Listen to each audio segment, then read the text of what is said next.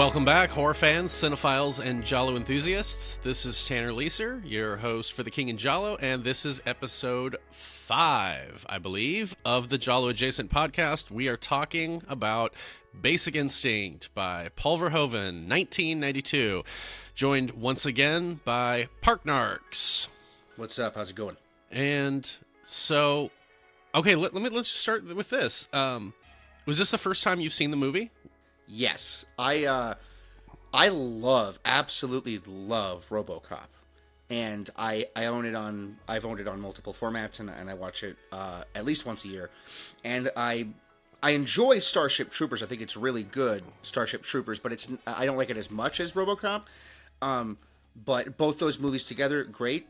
But I tried watching other Verhoeven movies, and they didn't quite work for me. I watched his first movie, Soldier of Fortune, which is about a resistance against the Nazis in Holland, I believe, during World War II, when they some people in Holland. I think it's Holland. I'm pretty sure that that's where Verhoeven is from, but I could be wrong. It's like one of those countries, Holland, Denmark, some fucking thing like that, right? So that movie was interesting, but I didn't quite love it. And after seeing that, I was like, I'm not sure I need to see every Verhoeven movie. There's some directors, you see a movie and you go, I want to see all their movies. And Verhoeven is not quite one of them for me. So I've never seen this before. Mm-hmm. I'm sorry that was a long-winded answer to your question, but that's the answer to your question, yes. No, yeah. Same. I've seen RoboCop and I've seen Starship Troopers. I think I saw Starship Troopers first. I like Paul Verhoeven. But that's insofar as to say that I just haven't seen a movie of his that I thought was bad. But same. I've never really walked away thinking I need to see everything. Yes. But right. I knew that Basic Instinct was something he had also made, and it was on my radar for a while. More recently, when people had mentioned that there are a lot of similarities between that movie and the Giallo genre. And so at that point I was like, oh, I guess I should probably just kind of speed this up, actually try and track it down, try and watch it. And I bought it without having seen it. And I was like, I mean, it's fine. I'll probably enjoy it. And even if not, then it's not the craziest purchase I've made. But it probably yeah, wasn't so I watched either, it. Right? No. It was like maybe $10, $8, right. Something like that, really cheap. Right. This is a $10 buy. It's been out for a long time, and it's like a classic for a lot of people. So yeah, older than me. What year did it come out? 92. 92. Okay, so yeah. Or it's as old as me. Nuts. That's fucking nuts, man. But yeah, so I enjoyed the movie. And this is just also a heads up, we will be going down spoiler territory. Oh yeah. But yeah, spoil the fuck out of this. Yeah. So I mentioned this in my little unscripted review for the movie, that it's like, in a nutshell, it's dude, the movie okay, let me ask you, was this hard to watch at work?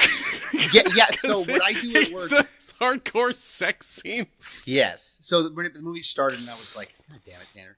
Yeah, I was gonna warn you.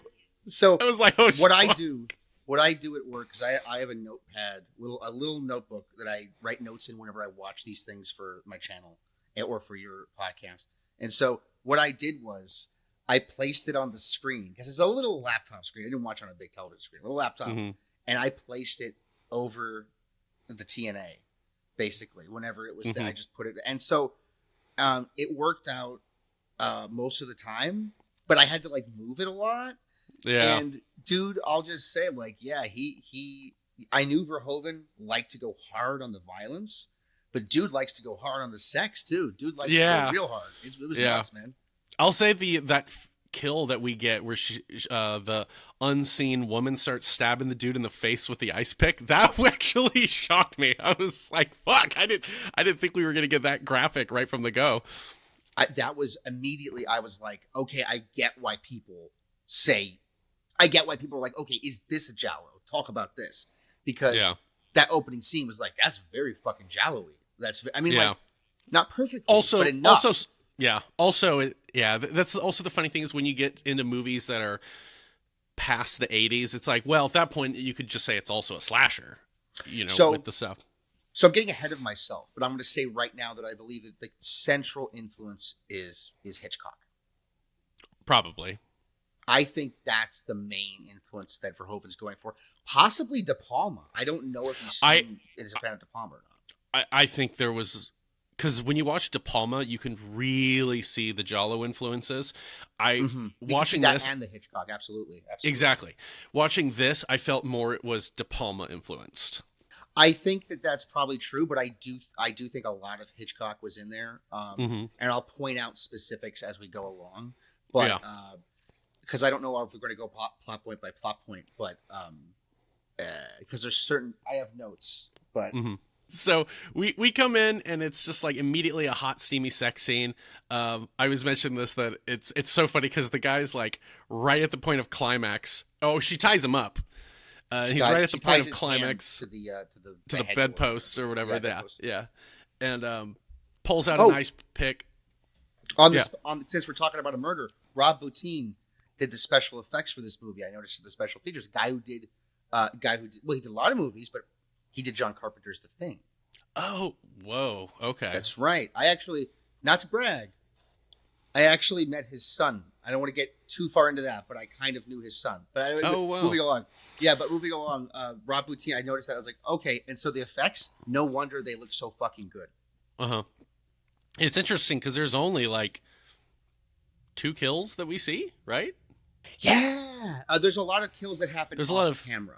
Right, Not right. A lot, but there's kills that happen off camera. There's at least two more people who get killed, I think. Yes. And then there's a lot of talk about murders that happened in the past. Right. My note for the opening scene, very Giallo. That's what I wrote. It really is. And they're having sex. She ties his hands to the. Yeah, I was also thinking of a lot of. They're not even necessarily horror movies, but the whole idea of like a woman having sex with a man and then murdering him as they're having sex. I'm like, I've seen this in a lot of other movies, and it's very exploitation. Like there was a German movie, Necromantic, that did it, Necromantic 2. Right. And they do it in fucking Goldeneye. Oh, really? Well, because the chick, have you ever seen that, the Bond movie? I don't think I've seen Goldeneye. The chick, well, I can get, it's okay, I can get graphic on this, right? The chick uses her pussy to, like, kill guys. It's hard to explain. I think she, like, snaps their dick and it makes them bleed to death. You don't see it or whatever. It's implied something like that. I swear to God. I don't think I'm misremembering this. I think she actually does kill guys by fucking them. I'll have to look this up. But that's funny. It's been so long. I was so young when I saw it, but I remember that being, and I remember she tries it on Bond and it doesn't work because he's tasting her or something. And it was something like that. But anyway. Oh my God, that sounds like a porn spoof of the movie. It does. Well, a lot of stuff that happens in Bond sounds like a porn spoof. Have you seen The World Is Not Enough? I think I have, but it's been a while. That ends with Bond and Denise Richards are fucking, and the people back at headquarters are watching them fuck, but they're watching them fuck through like infrared vision, and they're like, wait, why is one on top of the other one? It's those movies are very pornographic. I mean, it's wink wink nudge nudge, but so, I'm sorry, so no, you're good. But yeah, moving off of that scene, or she stabs him with the ice pick, and then we have homicide there, and oh God, this was kind of Giallo. Was everybody was a freaking comedian. Everybody on the homicide squad thought they were all a little jokesters. Third note I have is Verhoeven's exaggerated style fits a Giallo. The way that the camera will just shove into people's faces, and the way that they'll kind of pop into frame or they'll kind of move around, they're all laughing and it's so funny, and it feels very Italian. Yeah. And let's see. So they're investigating it, and they go to. So this guy is like a former rock star he's like a philanthropist now, or he's like a politician. Like, what was he like recently? They just said, okay, so I don't remember. I didn't like hear everything they said, but I think what they were saying was that he is a respectable rock star. If that makes any sense. Well, he used to be a rock star, but now he's kind of transitioned to do something else in life. Former rock star. I think he was. either a politician or a business guy. I'm sorry, I missed that part of it. No, because it went really fast. Mm-hmm. But they mentioned something about him being an upstanding civic citizen or something, and then they Yeah. find the cocaine, and they're like, oh, It was they make some joke about, he's an upstanding citizen who likes cocaine or whatever. And they, using, where they last saw him at the club or whatever, they go and they talk to his girlfriend, and then she tells them, no, you want to actually talk to his other girlfriend. And they go to that woman's house, and that's Sharon Stone, which, okay, I did have this thought. So when they first go to Sharon Stone's place, and it's nice. I actually found out that estate recently was like valued at like $53 million or something. Well, yeah, I'm sure. Well, I mean, that sounds cheap for that. And California, right? Right. And so it looks like it's a really nice place. So I think they've shot other stuff there too, if I'm not mistaken. Sorry. I mean, if you can get that property, why not? But she was saying that no, I wasn't his girlfriend. No, I wasn't his wife. No, I just had sex with him. I just had sex with him sometimes, and they're so confused by that, like. Because they go, well, he goes. What do you mean? He was like, "How long have you been dating her?" Dating him, and she's like, "I didn't date him. I fucked him." It was something like that, and it's like, yeah, it's like, dude, is there really a distinction? You know what he's saying? Like, I just thought that was kind of funny of her. Like, well, I think it was the whole idea of like, well, this is literally just friends with benefits. It's not like we went out. It's not like we went out to dinner or anything. Yeah, it's not even friends. It's like just sex. Yeah. So and then the one guy asked her like professionally, and she's like more of an amateur, and so because he asked if she's a prostitute. He says, "Are you a pro?" And she says, "Amateur." So yeah, right. And so at this point, I don't think we've found out that she's a writer, and so I was thinking, how is she affording this house? Like, this makes no sense. And then when you find out she's like a successful writer, you're like, oh, okay. Because I was literally like, dude, this doesn't make sense. You also find out later her parents died and left her some kind of amount of money, and so that also explains the house. Yeah, and so she becomes a primary suspect. I mean, she becomes also because suspect. That's one of the things about the movie I wanted to bring up is like, how giallo is it, or how not giallo is it that she's really the suspect for the majority of the movie? They eventually do come up with other people, but it's like in the last 40 or 30 minutes of the movie that they start talking about other people. Right, because the main thing that is incriminating her is, beyond the fact that she was with him that night, is that she wrote this book recently called Love Hurts, and in it details events that are identical to his murder, which I was thinking, okay, so this is very similar to Giallo film Tenebrae by Dario Argento. Not the same thing, but very similar. Like, they're almost... I don't even want to say it's copying, but it is a very similar plot where this author is under scrutiny for murder because people are getting killed in a way that he wrote about in his last book. And the thing at Tenebrae was Argento? Yeah. Because that feels exactly like, I know it's like a different plot, but that feels exactly like Bird with the Crystal Plumage. It's that kind of plot where, just coincidentally, or you saw, or that's kind of the thing. Coincidences are a big thing with the Giallos, and there's a number of them in this that I think that feel Giallo-y. Yeah. So then we have this interesting scene. I mentioned this in my review, where the entire crux of this movie is kind of brought up. Where I don't remember what the guy's position is, but he highlights that either the author did the murder, or someone close to her or someone who knows her did it in order to try to frame her and take her down. And did you recognize who that was? I was gonna say this. Yankton cocksucker.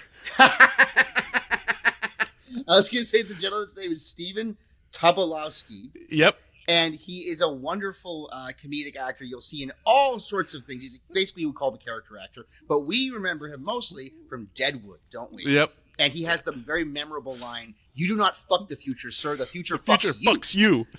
Yeah.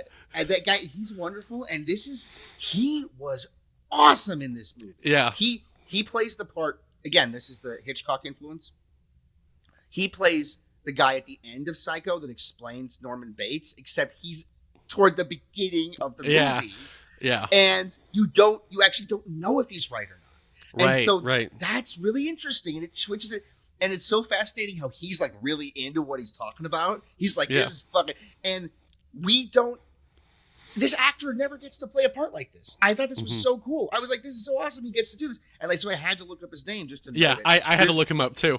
The movie has other great actors like that too. It has the dude from Seinfeld. I forget his name, but he's Wayne used Knight. very well. Wayne Knight is used very well. And then another gentleman later on in the film, Daniel von Bargen. I think it's Bargen and not Bergen. From Seinfeld. He's a guy in Seinfeld who was, I think he was George's boss. But he's just like, yep. Well, what do you think?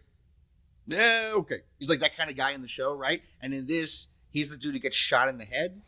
The cop that Nielsen. Have a fight. Nilsson. They have a fight and he gets shot in the head.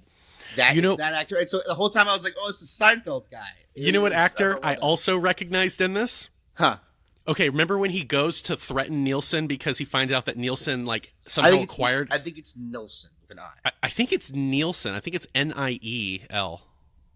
Okay, if it is, then the subtitles were wrong because I had the subtitles. Let me see real quick. Okay. Oh, it's Nilsen, Nilsen. Yeah. Nilsen. Yeah. Okay, sorry. Right. But when he goes to threaten Nilsen, like, why the fuck do you have my case file? And all the other guys come in there to try to break it up. You know who's the guy who puts a gun to his head and is like, back off, break it up? The whole movie I was like, I know that guy, but I could never figure out exactly who it was. The actor's name is Mitch Pileggi. That's Mulder and Scully's boss in the X-Files. That's it. I said, this guy is some cop's boss in some show.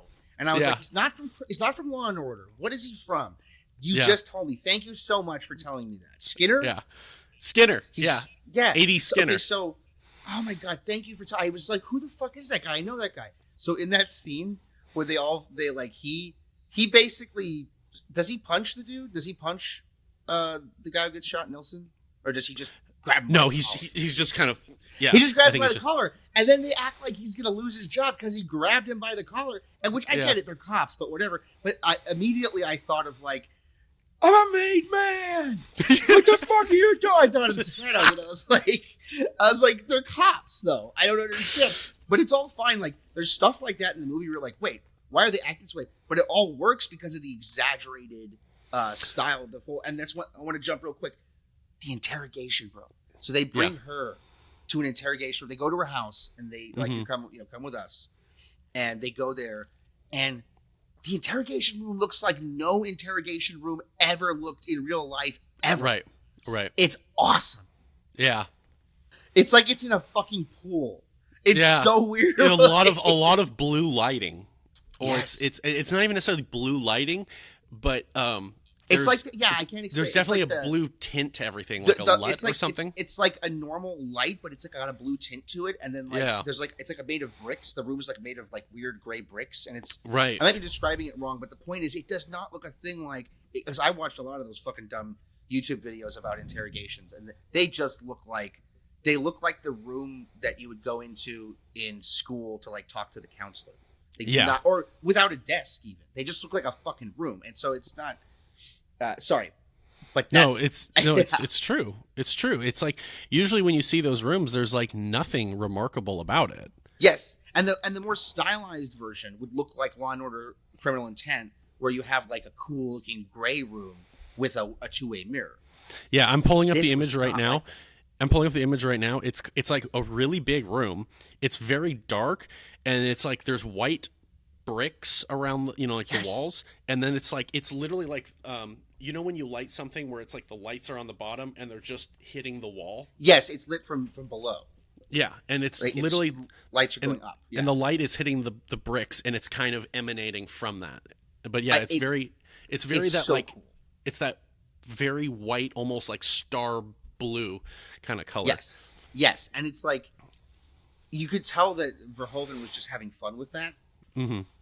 And I think there might be some stylistic influence from other films in there as well. But whatever. That scene where they do the famous interrogation scene. So when I was looking through to see if there was any mention of Giallo influence, and the only thing that I couldn't find anything about Giallo influence, but it was saying film noir influence. Oh yeah, influence. Sure. And so I was like, that it's interesting in terms of its color.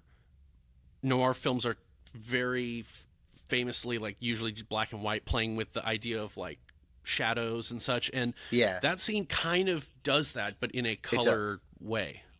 Yeah, it's sort of like the opening scene of Blade Runner, which is also an interrogation, where you have the fan moving in the over the lighting, and like it's like their version of it is this. It's a really cool looking room, but it does have that ominous kind of like Gestapo kind of tone of like, wait, well, they brought someone here to question them, Yeah. and but that's the story. So that's what the story goes, is that they question her in the room, and you have the very famous shot where she opens her legs and you can see her pussy real quick. The thing is, I was telling. It looks more like a hairy whatever. I was talking to my fiance about this earlier, and I explained, like, she's never seen it, and I described what it was, and she said, "Wait, so they just show the bupa?" And I said, "What's the bupa?" And she said, "That's the upper part of the vagina, like before you get there, because people call it a bupa." And so I said, "Yeah, you just see some bupa and some pubic hair. That's basically all you see." Now, in looking at the wide shot, though, there's like it looks like you might be able to see a little bit of separation for like a second, but like the closer shot, it's just bupa and pubic hair. And so anybody who's like looking for like, ooh, really, like, this was in the 90s when Playboy did the tasteful bupa, and I think it was Penthouse. Yeah, Penthouse did the spread eagle. There's no spread eagle here. This is the most graphic, raunchy podcast we've ever done, but we have no choice. We're discussing the film. I was just thinking, like, how do I incorporate bupa into the title of this? Nature finds a way. Life finds a way. Anyway, okay, so what was really funny with this scene is they're asking her all these questions about, again, she's basically saying like, yeah, I just had sex with a guy, and they're all like, but like, what do you mean? Like, you only had sex with him? Yeah, it's really funny. They're all just like, what? I don't understand. You explain yourself. You mean to say that you had sex for pleasure as a woman? Yeah. With a man? So but he offered you his heart. Yes, he promised you a life together. No. It was just, I just wanted his dick. I don't understand. Like, they just keep asking your questions, and you can tell that it's all thematic. The whole thing is thematic. If this was filmed in the 60s, it would make a little bit more sense in terms of like what. But that's why I say Psycho. In Psycho is probably the first movie where I ever noticed theming, like a theme being like an important thing that keeps going. How everybody keeps talking about their mom in the movie. I feel like there was like a man-woman thing kind of going on. Not that they're always talking about it, but it's just the vibe of all the men, So yeah, that's what it feels like. I had that thought too. I remember at one point, and I kind of was thinking how to extrapolate and like expand on that, and I never kind of got back to it. But you saying that, I remember thinking like, no, I did have that thought when I was watching it about like, this is kind of a movie about men and women. And I thought it was so interesting because Sharon Stone's character is very, she's clearly playing this femme fatale kind of archetype. Right. And she's a woman, but she's also, dates other women, and she has sex like very liberally. And then meanwhile, Michael Douglas's character is also hooking up with his psychologist or his psychiatrist, whatever, who the job he's under. Yeah, because he needs to be evaluated because in the last 5 years he's been involved in like 4 fatalities, and so was that it? I thought he only shot a couple. Okay, I definitely did miss that part. I thought that they said that there was a total of 4 deaths. Okay, I thought there was just one incident though. Okay, well, fuck it. Yeah, I don't remember because they only ended up talking about the tourist incident. They kept referring to it as where he was undercover vice, and he was like on cocaine, and like these tourists had gotten shot in a crossfire. I do remember that. I thought it was funny that she's the one who's evaluating him to make sure that he's okay to continue working, and they have this affair going on. And I talked about this in the review where I'm like, they all know that they're fucking, right? Everybody knows. Everybody knows. Like, Yeah, it's like, so isn't that a conflict of interest type of It's situation? extremely illegal. Yeah, yeah. And It's I said, you know what? 1992, it must have not have been a big deal. she should have lost her fucking license. That was really not Yeah, appropriate. And it's just, I remember the second she showed up. I think her name is Elizabeth Garner, character's name. The I think second so. she Wait, showed, yeah, Dr. Beth Garner. Beth Garner, right? Okay, so Hmm. okay, so this character, the second she showed up, I was okay. So Sharon Stone's really hot in the movie. I mean, I understand that that's a matter of opinion, that's a matter of taste, but She was like a sex symbol in the 90s, you know. she is the epitome of '90s hot in this movie. She looks exactly like all of the hot chicks you remember from the '90s if you ever lived then. Hmm. But she's like the hottest. Then you see Beth, and it's like she's also fucking hot, and it's just like Yeah. they deliberately, as Verhoeven is deliberately making these women all very attractive, Hmm. and I thought that was, I didn't think it was a bad thing, but I was just like, it's notable. You notice what he's doing. Yeah, so these were a couple things I thought of in the first like 20 minutes of the movie. So first off, all the mention of like cocaine and like Right. how the guy who died was on cocaine. They found cocaine at the crime scene. Michael Douglas's character was under the influence when he was doing this, and then when he has Sharon Stone come over at one point. There's a part where he's been off the horse in terms of he hasn't been drinking for a long time, and then he starts drinking again, and she asks him to she asks him to make her a drink, and after she has her whiskey, she's like, "Have you got any Coke?" And I think the whole audience is thinking, "Wait, is she talking about like Coke, or is she talking about Coca Yeah, Cola?" I thought she meant And cocaine. Yeah. and there was a period where I was thinking, this is like the most 80s movie that's not the 80s, but it's also 1991, 92, so it's coming off of the 80s. And then going back to Beth Garner, I remember when you first see her, I'm like, this girl is really attractive, but I feel like they're doing the ugly duckling thing, sort of, where Well, she's it's got like, glasses. no, it's not the glasses. It's the freaking season 1 X-Files Scully hair they have her in. That I was just I like, don't know. I think she looks good with it. With the glasses, especially, it works. Chicks with glasses in that time always had shorter hair. uh-huh. Well, In I movies. thought the hair was very loud, is what I would call it. Very voluminous. What do you call it? A lot of volume. Voluminous. I think Voluminous. There you go. you're right, but it's not like '80s. It's not like '80s big. No, no, no. It's the 90s, the early 90s was definitely like coming off of the 80s volume with the hair, but in a different way. More straight, less curly. So the last thing that happened that where we get to is they bring in what's her name, Sharon Stone's character for for The interrogation, interrogation. and there's there's like sexual tension between her and every man in the room. And Yeah, pretty much. And there's something happens which is and really fun, which is that the guy we were talking about earlier, the character actor we were talking about earlier, who I forget his name now, but we spoke about it earlier. Who basically the psycho doctor who Wayne, explains oh the yeah, yeah, guy, yeah, yeah. yeah, the psycho doctor. But he was saying earlier, like he was basically saying this is perfect. She gave herself, if she did it, gave herself a brilliant alibi because why would you ever? Because she wrote a book, and he's saying, well, in the book she describes the murder. Yeah. And he's like, why would you ever do that and then do the murder the same way? And Sharon Stone gives a brilliant performance. It's my favorite part of the interrogation. I'm kind of skipping ahead. I don't know. I don't care. Yeah. Where she just No, no, says, no. she just goes, uh, she's just, well, it would be They stupid call of her me out. to They say do it.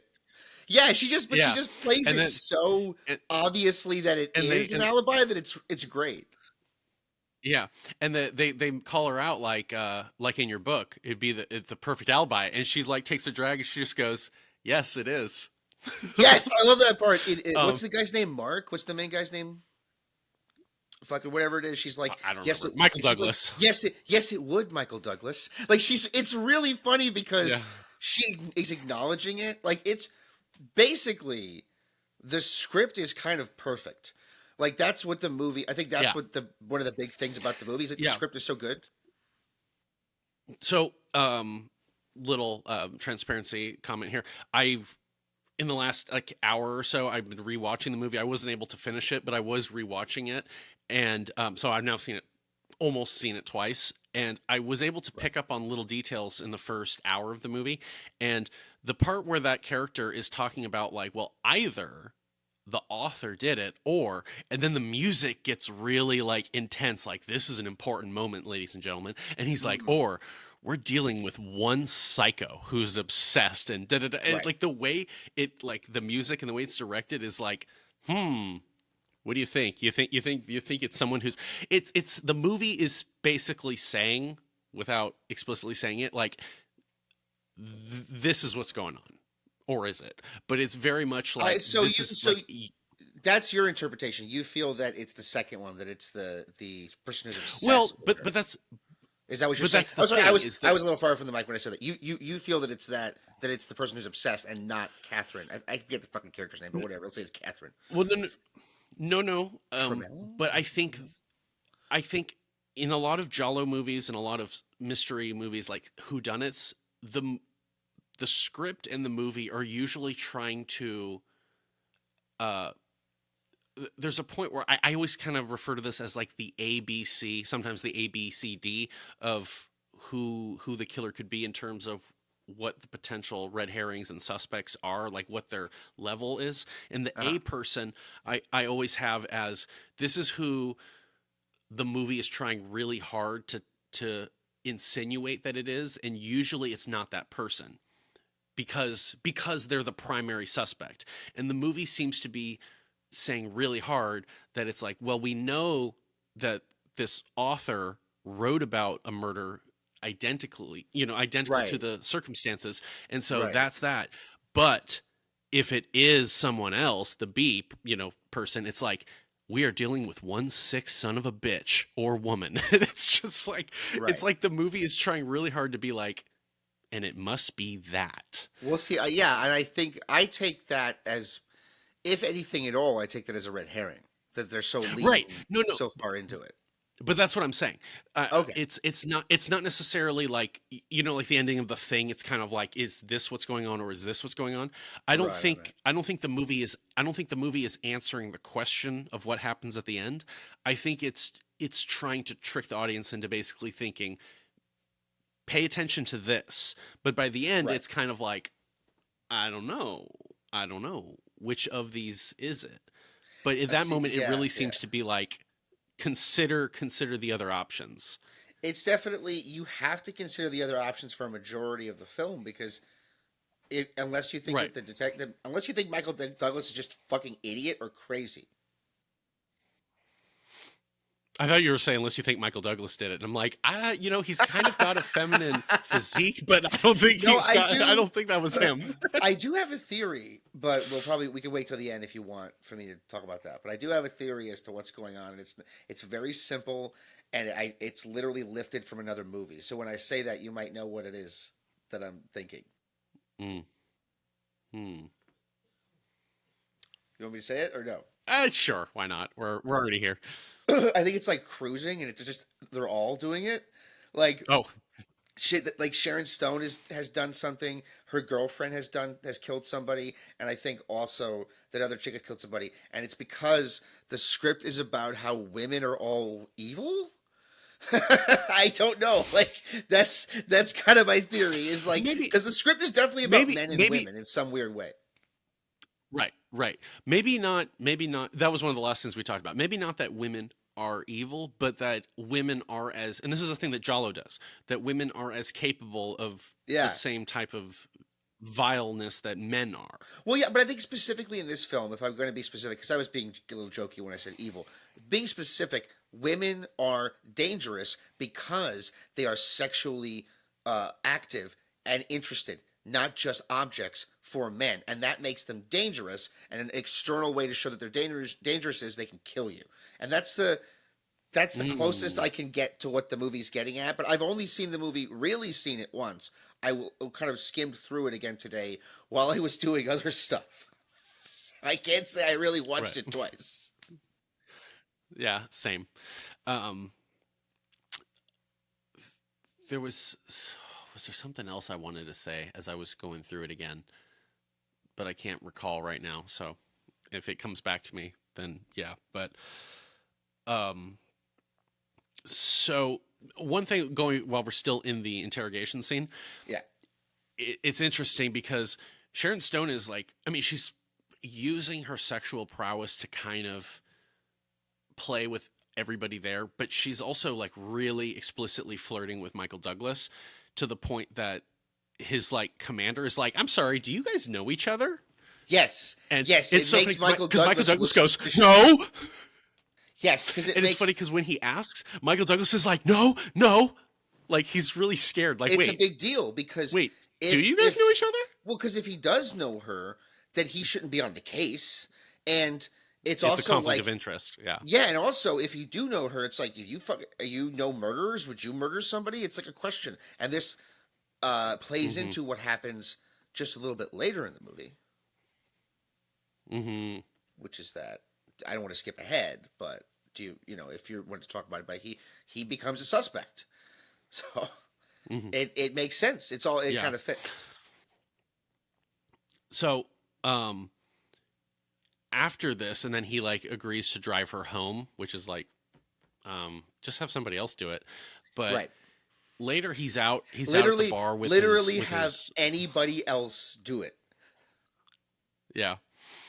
Also, leading up to the interrogation when they pick her up and they're driving her there, like I think at least twice, maybe three times, but she asks him if he wants a smoke, and he's like, "I don't smoke." And after I think the second time, she's like, "You'll start again." She says You'll something to that start equivalent, again. like, "Oh, You'll start again. And you'll the way start that again." scene is shot, it reminded me of the scene from Seven where they're driving with Kevin Spacey in the back to go to the Yeah. package. But anyway, sorry. Uh huh. And then the one of the next scenes after the interrogation is he's out at the bar with some of his teammates, the other officers, and he starts Yes. drinking again. And then he gets into an altercation with one of the other cops who I don't know if that's his boss or if it's just another one of the guys, but he gets into an altercation and the psychiatrist that he's been working with to basically kind of make sure that he's okay to keep working because he was involved in a shooting that got innocent people killed. Right.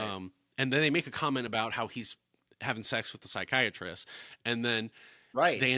he and the psychiatrist end up leaving, and then he like aggressively has sex with her, where it's like, like This plays in. they're romantic, and then all of a sudden he's just like turns her around and he's just really like ripping her clothes off, and she's like, "No, stop!" But This it's plays into not it. fully like assault, but they have sex, and then it's funny because it's like he's aggressively like behind her, and then it cuts to them like cuddling, and she Yes. asks him what he thought of Sharon Stone, like, so what was she like, and he is kind of relaying his opinion of her, and then she says, "I knew her. We went together. We were together at school at Berkeley." And he's like, "Why didn't you tell me that?" And she's like, "Well, it's not really relevant, but like, why would that matter?"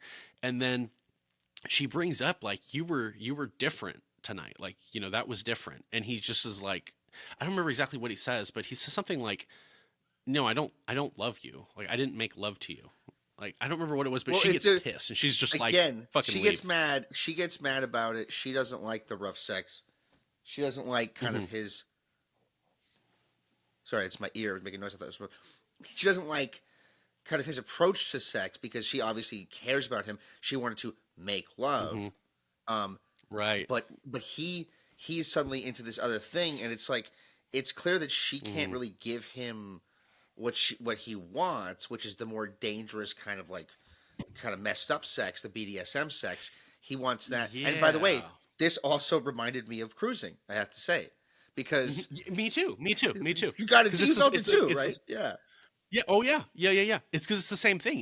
It's this new thing is messing up this man's this cop his relationship with this This new woman, thing is and killing this like, guy's boner. That's what this is the same thing's happening. well, it's definitely making him fixate on something else while in the bedroom, Yes. Yeah, I shouldn't say and killing his they're boner. He both does achieve and they're erection, both to be exact. and they're both exhibiting themselves in an aggressive way that makes the women Yes. uncomfortable.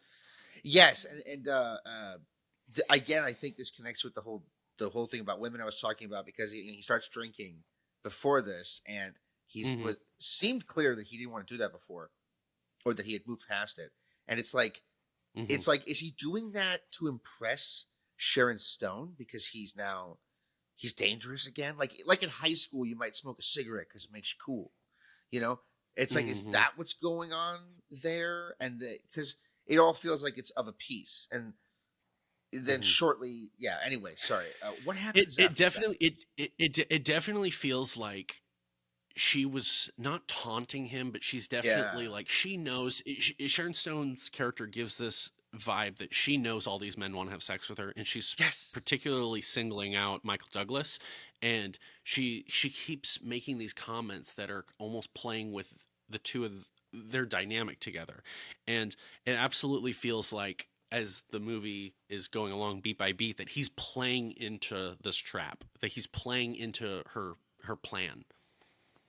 And Exactly. And it one of the next scenes we have with them when he goes out to see her again is that she's writing a new book, and her this new character is based on Michael Douglas, and yes. she's like, "I hope you don't mind." Yes.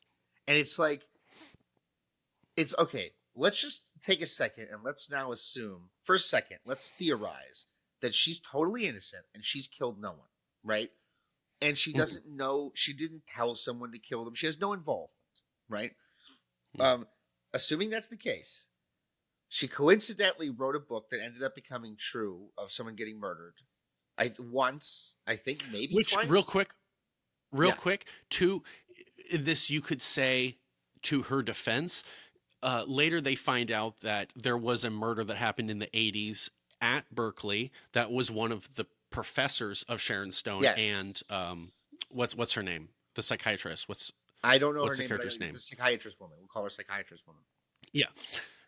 One of their professors was murdered, we find out, with an ice pick, and then later when he asks her about that, she does mention, oh, it must have been inspiration for my book. You don't always consciously think about these things, but that must have been the inspiration. I assume. That's like, okay, so like you say, they throw that out kind of as like, well, that could explain that. That could be the reason. To be Mm-hmm. fair, like Mm-hmm. to be fair, the script offers explanations for everything. The script basically says, well, it could be this, or it could be that, or it could be this. It never really fully leads into No. anything Yeah. except at one moment at the end of the film, I think kind of leans enough that you go, okay, well, but throughout majority of the film, and it does kind of remind me of a really good Giallo script in that way, that it keeps you going back and forth. Yeah. It's in very intentionally ambiguous, and it does give alternative answers to these questions, and then that's always what you're having to consider as you're going forward. Like, is it the more incriminating answer, or is it the alternative that the script is providing? Right. And the thing is, like, I think you and I would agree. We've seen enough movies. For the most part, we understand film language that you can usually tell if something's a red herring or if it's an actual suspect. And Yeah. and this movie actually, I you could call the girlfriend maybe a red herring, but not really. I don't think it has any red herrings because the chick was fucking following him, and they found her body. So like, I mean, I'm skipping forward. I'm sorry, but like, I'm just saying, I think the movie doesn't have any full on red herrings. I think it just has suspects. If that makes sense, I like, because a red herring is a suspect, and it's like, no, that's there to confuse you. Isn't that right, or is that wrong or no? Well, I generally use it as like as suspects, but yeah, the red herring So is any is any typically the suspect it's the that's not bait. so is any suspect that is not ended up being the killer, the red herring, a red herring? Because I thought red herrings were very particular. Like I said, the way I use it is talking about like Jalo movies. It's anytime someone is, you could conceive that it's probably them, but Right. in more traditional context, it is more of the it's the bait. It's not the, it's who they're trying to mislead you on. The misdirection. Right, well, that's exactly what I mean is like misdirection. I don't know that anybody's full on misdirection because it's never fully confirmed. Hmm. Other than, again, one moment, which kind of leans toward a specific answer. But other than that, and you also can, I guess you could explain that too if you wanted, if you really wanted to. But I'm sorry, I'm pulling us back from moving forward in the plot. What does happen next? I don't remember.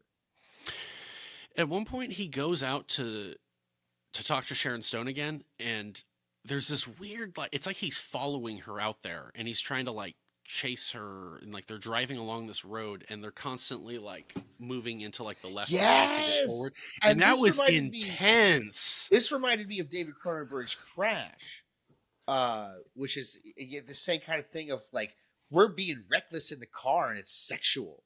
It's Yeah, nuts. yeah, yeah. And so he finally like at one point he has to concede the chase because he's about to Yeah, have a head-on collision, and he kind of cools it a bit, and then later he follows her to, I think she's at her girlfriend's place, Roxanne, and then the same thing, he's then tailing her through like San Francisco, and she starts taking off and he starts going, and then it's the same thing, like she goes through an intersection and then he's forced to stop, yes. and it's kind of like So twice now.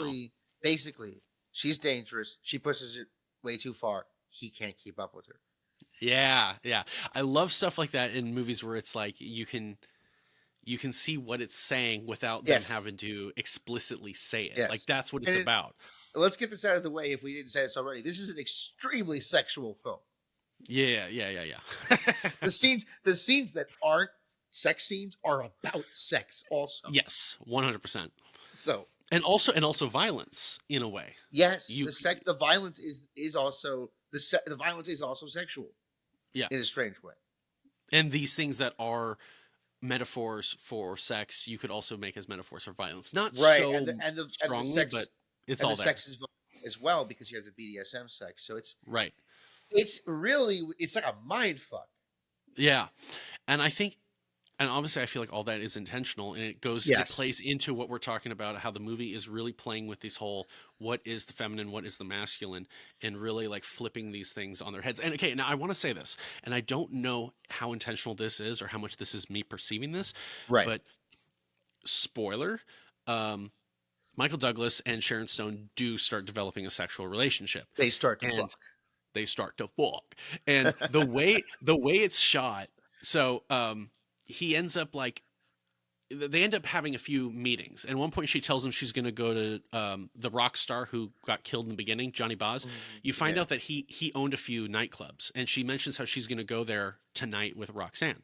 And he goes there and he spies her and Roxanne and this other guy in like a bathroom stall doing cocaine. And then he goes out and they're dancing, and he kind of like pushes aside and starts dancing with Sharon Stone.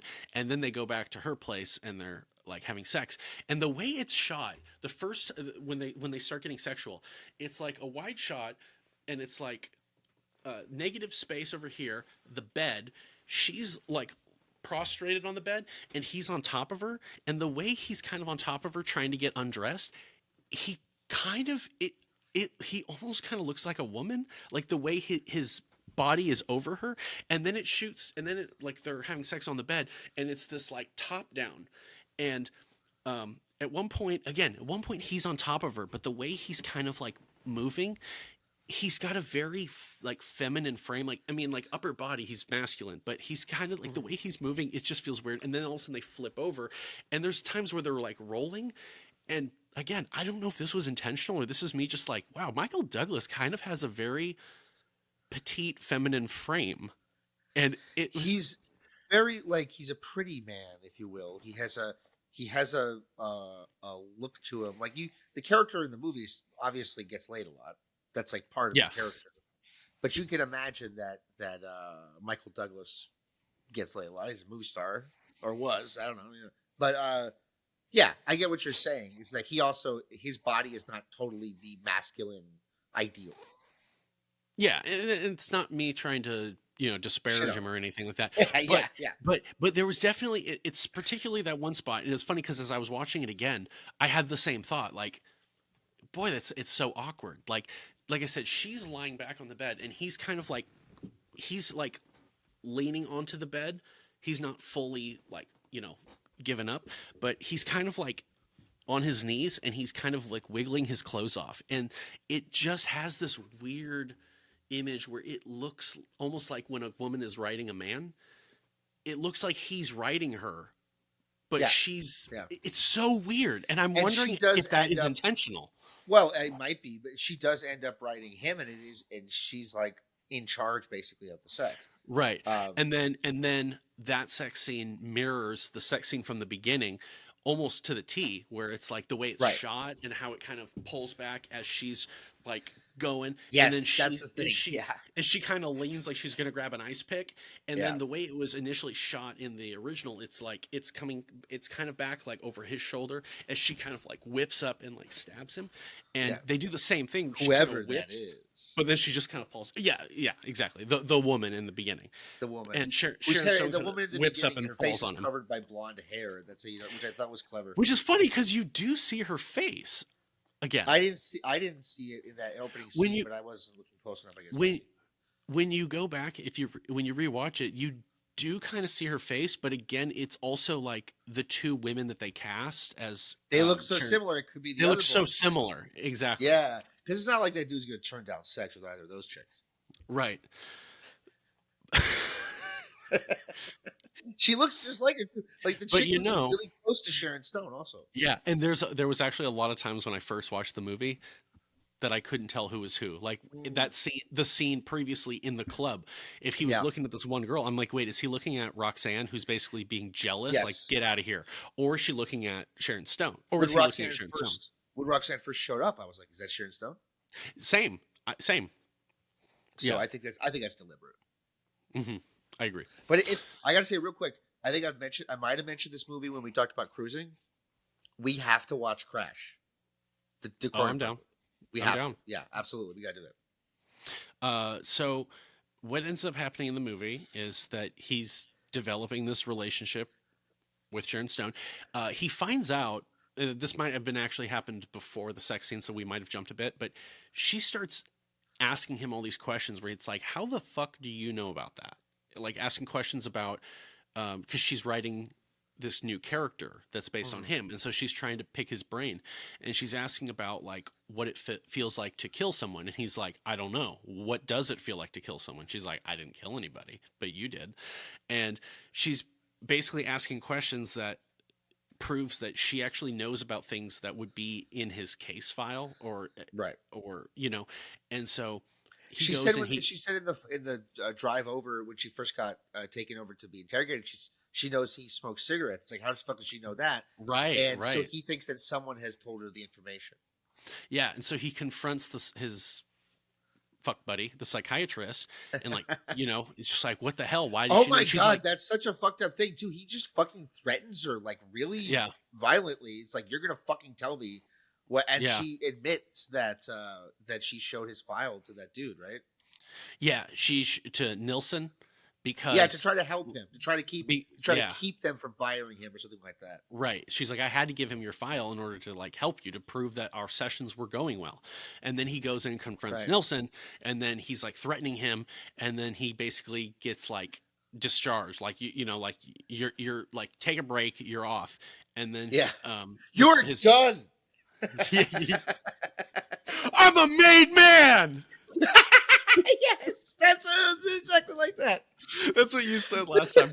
I'm a made man. Okay, sorry. And so then she goes to his place, and he's like drunk, and this is where we get these Bart Simpson keys, and she's basically Yes. like, he's like, what are you Yes. what are you doing here, bitch? And she's just like, you gave me keys, and he's just like, leave them on the table. And she's like trying to talk to him, like, I want to make sure you're okay. And he's like, listen here, bitch. We had sex like 10, maybe 15 times, and it wasn't memorable enough to like. Listen here. I like it rough, and you're way too vanilla for my taste. So you go hang out with some other little bitch. Go hang Yeah. out with Go hang out with the Michael Douglas, the Michael Douglas from Fatal Attraction. And then she's just like, "You bastard," like that one really, Yeah, and she has that one every right. really cut deep. Yeah, I felt bad for that chick, and like even yeah, more later on. yeah. And what was funny is he tells her to leave her keys, but then she ends up leaving with the keys still. Yeah, I think they forgot about that or something. I Well, think it's she funny forgot. because he told her to put them on the table, and when he said that thing about the sex wasn't memorable enough, she threw them down, and then he picked them up and gave them back to her. I missed that. Well, that's funny. Well, I guess the script's trying to be like she still has the keys. She could be the killer. She could get into his apartment. Well, or whatever. Yeah. Um, but yeah, he keeps seeing Sharon Stone, and Would you? right, yeah, right, and so he starts falling apart more. Not in terms of like she comes over to his place, and at this point he's drinking again, and this is the Yeah. part where he's like He's gives her smoking again. whiskey. He's drinking again. Yeah, and he gives her whiskey, and she's like, "Have you got any Coke?" And we're all like, "Cocaine? Oh, Coca He's like, Cola." no, I've got some Pepsi. And she's like, it's really not the same thing, is it? And then she turns to the camera, and goes, "Coca Cola, when the times need it. Who needs anything else?" It's just, I just see her on the side of a building like Blade Runner. There's Sharon Stone on the side instead of a geisha. And so, then we find out that I'm sorry, going back to when he's drunk, he gets a Yes. call, and he shows up at this crime scene, and it's Nilsson. Nilsson, the guy he just had the altercation with earlier, is now shot in the He head. got shot in the head in a way that no human has ever actually been shot in the head because it looked like the bullet was shot from the outside, from the inside out. Yeah, You know what I'm talking about? yeah. It Which was is like, is it supposed to be that he got shot from behind and that was the exit wound, or was it that might just have been that was? it. That might have been it, so it might have made sense, but I just assumed it was fucking Paul Verhoeven craziness. And I want it to be like, bah. Yeah, like what if you shoot him in the head? You have to make it look like it's really shit. Like it's gonna be a big thing, you know. Like I think that's like it's like it has to be violent, really violent. Because the whole movie, it's this actually does kind of fit with RoboCop and Starship Troopers because it's so extreme, and so Mhm. that might have been what it was. I thought that not to spend too much time on this, but I thought that the cop said in that scene that he was shot point blank, and that's where that came from. But Yeah. like if it's like because it didn't look right. I'm glad you agree. It did not look right. Like in real life, when you get shot in the head like that, usually it's just like a small, it's just a hole, and like the blast is like the back of your head, or like wherever it Yeah. went to is where the blast is. Not that I'm a fucking gun expert. I'm I not. was gonna But say like, I'm not. I was like maybe Tom Savini will tell us like no, when you actually shoot someone really close, it actually. I thought I heard a special effects guy at some point in some documentary basically say what I'm saying that the way that the force works. I mean, Yeah. you've seen Budweiser. Oh. You know the whole idea of like impact, like the wave around Yeah. a bullet. But And then anyway, your brain turns into raspberry smoothie. your brain turns into a Slurpee from 7-Eleven. People are gonna think we're psychotic. You have to be able to insert You levity had to have been into there. tragedy. You had to have been there, folks. You had to have been it's basically a teenager and watch this thing on YouTube. It wasn't YouTube. I don't even know what it was, but Oh, it was YouTube. okay. It was It YouTube. I'm pretty was. sure. I thought Dude, I this was. thought we went to some other place. I think this was the Wild West of YouTube before. Oh my god, they used to have the Bud Dwyer death on YouTube, like the full thing. Oh my god. You remember Matthew was like, zoop, zoop, zoop. It's like you rewind, fast forward. He's thinking everybody went, oh my god. Look, the guy did it to himself. It's fair game. Okay, moving on. And he did warn everybody. This He will literally- hurt someone. He legit warned everybody. This could hurt someone. And then he demonstrated it. Okay, all right. Anyways, we don't need to go beat by beat in terms of what happens, but Certainly not. what we do find out that Michael Douglas, while doing more investigating on the police computer, we do know that there was more killings that all kind of seem to be in proximity to Sharon Stone's character. But if you remember, the psychiatrist girl he's hooking up with also went to school with her, and so they're also kind of in proximity to her. Right. But it's like this professor died, this other like woman murdered her whole family or something, and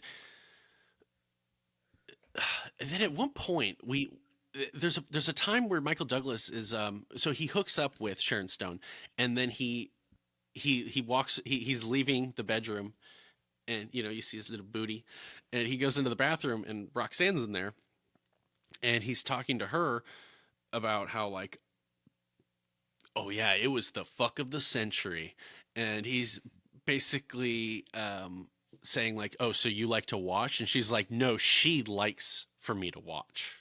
Like, there's a difference here, buddy. Right. By choice, I wouldn't be watching, but she wants me to Right. watch. And so it's She clear doesn't that like him. they don't like each other. Yeah. And so, Yeah. Well, and then, I think Michael Douglas could very easily get to liking Roxanne if because I yeah. think he's looking for like a three-way, but she's not. Yeah. She doesn't like him. Yeah.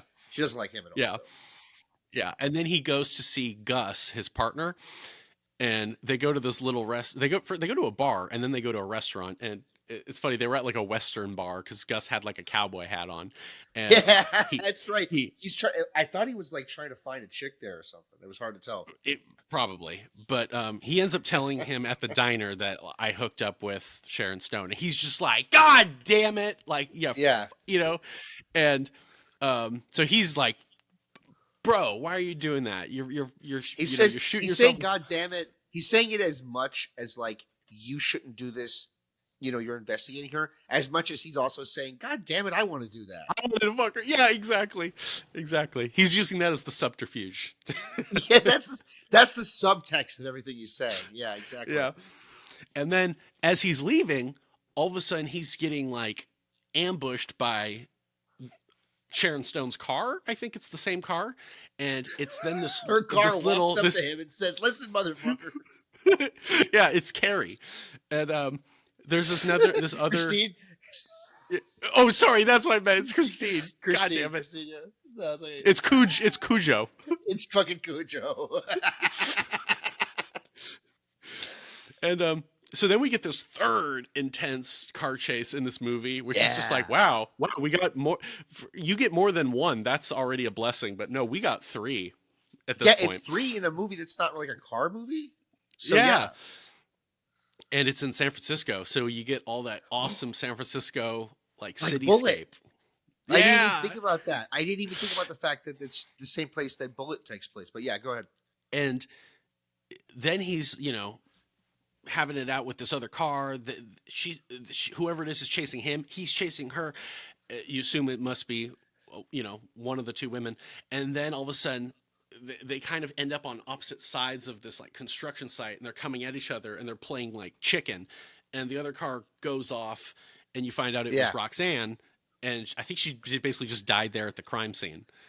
She just died when the car crashed, but it's again similar to Crash, by the way. But it's like, wait, so she's the killer, maybe? Yeah, again, What? the movie gives us enough leeway to be like, well, maybe she's not the killer, but she definitely was mad at him. Yeah, it's like, well, she tried to kill him. I mean, she could have been the one who killed the other people. If you're a cop, that's the most logical assumption at that point. Right. And then now he's getting in trouble because they're like, why the hell would she come after you? And he's like, well, and they're just like, what the hell are you doing? We told you to stay away from this case. Yes, and it's just like, and he's not even really trying to defend himself very well. It's almost like he likes the idea that he's like seen as a possible criminal. And then something that's really which is funny because we just did Investigation of a Citizen Above Suspicion. Yes, dude, it's so funny how all these things fit together. And then they pull him into the interrogation room. They do an interrogation of him, and it's the exact same situation, exact same fucking pool room, fucking gymnasium. Just no sexual tension. Just no sexual tension. More and like, then and then more and like, then I guess he more like dick envy or something. I don't know. and then he crosses his legs and his balls pop out. Are we gonna? Should we say anything about the crossing the legs thing? Did we talk about that? We didn't. We did. We did. We did. Boopa. Okay. We talked about the fact that Sharon Stone says that like she wasn't okay with that. Oh no. Yeah, so sure, I'd have to confirm this, but I remember this was like a couple of years ago. She said this. She was like, she claims that Paul Verhoeven told her that you basically would see shadow, or you basically wouldn't see anything, and you don't see a lot, but you see a little bit. You see enough that I think that if she's telling the truth, she has every right to be upset about that. And so yeah, I think that was kind of nuts. Never trust a filmmaker. Never. Fucking never. Have it in your contract. Really. Like, literally have it in your contract. Don't show my pussy. Because that guy will do it. He will figure out a way to do it. Yeah. Now, we shot it with low light, but I'm just going to work in the editing room, and we're just going to turn that brightness up until we see something. Way the fuck up. We also had a night vision lens on while filming. I think it's also like, when they put the stand in there, they probably just changed the lighting so she wouldn't know exactly. And then once it's done, it's done. Like, if that's what happened, I don't want to badmouth Paul Verhoeven because, he's made some great movies, but I don't, whatever. That's what Sharon Stone said. Moving on. Yeah. It should be stated. It should be stated because she said it. That's all I'm saying. Yeah. But as we go on, we then find out some things about the psychiatrist girl. God damn it, I keep forgetting her name, and I should probably pull it up just so I stop calling her a psychiatrist woman. She's not blonde. Oh wait, I do have this pulled up. Catherine Trammell is blonde. Psychiatrist woman is not blonde. She's brunette. Dr. Beth Garner. Dr. Brunette Gardner. Yes. Dr. Beth Scully. Gardner, that's right. Yeah, she looks like fucking Scully, except not in the face region. If that makes sense. And you find out that she's got some suspicious stuff too. And then when they go down, when he kind of goes down that rabbit hole, it seems that I don't remember how we find this out, but she seems to have been obsessed with Sharon Stone, who, again, I should probably know her name. Catherine Trammell. Catherine Trammell, yeah. Yeah. And well, that's what Trammell says. That's what Sharon Stone says, is that this woman was obsessed with her in college. Oh, yes. That's what she tells him this, like, after they've had sex one time. Yeah, which is the best time to tell somebody bullshit, by the way. I'm not saying it is. I'm just saying that's the best time. Their guard is already down. Look, all I know is that when my fiance wants to get me up to go do something, she has sex with me. So. It seems like reasonable that Sharon Stone would do the same thing to tell him an alibi. But so now he's got this in his head. Well, she says we had sex. We had an affair, basically like a fling when I was in college. Me and this girl Beth, and then she became obsessed with me and tried to dress like me. And at this point, I was like, wait. So she became single white female after you guys hooked up? Because that's a movie, Single White Female, where this chick moves in with another chick as like a roommate, and then she starts to dress like her, and she wants to fuck her boyfriend, and she wants to like kill her and replace her. And so when she was starting to say that, I was like, this movie like contains the plots of like 10 other movies or whatever. Like the stuff that they're saying could all be its own thing. And like, yeah, when they were explaining that, I'm like, okay, so she could be crazy, and it actually makes sense. It's not stupid. Like she confirms later, yes, I did do this. I hooked up with her in college, and I just regret. I regretted it. It was just a thing you do in school. By the way, there's nothing wrong with hooking up with a chick, whatever freaking age you are as a chick. If you want to do that, the way she's explaining it or defending herself, again, seems to associate sexuality or female sexuality with some kind of crime or something dangerous. So just pointing that out. But when he talks to her about it. She confirms it, but she says, "But I wasn't obsessed. That part's wrong. Catherine was obsessed with me." I think she says, right? Oh, when he talks to Beth. Yeah, Beth says, Yeah, "Yes, yeah, we hooked up. Yes, we hooked up. It was a fling, but Catherine was the one who was obsessed with me." yeah. So someone. The truth has got to be somewhere in there. Yes, But and I got to be honest. I think I think Catherine's telling the truth about Beth, and I still think Catherine is a killer.